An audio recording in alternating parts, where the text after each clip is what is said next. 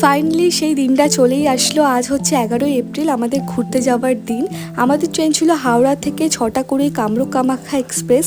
দুপুরবেলার মধ্যে সব গুছিয়ে বেরিয়ে পড়েছি আর টাইমে পৌঁছেও গিয়েছি। ট্রেনটা এতটাই নোংরা ছিল, কোথায় শ্যুট করব বুঝতেই পারছিলাম না। যাই হোক, ট্রেনটা টাইমে ছেড়ে দিয়েছে, আমরা খাওয়া দাওয়া করে ঘুমিয়ে পড়েছিলাম। পরদিন উঠে দেখি ট্রেনটা প্রায় 2 ঘন্টা লেটে চলছে।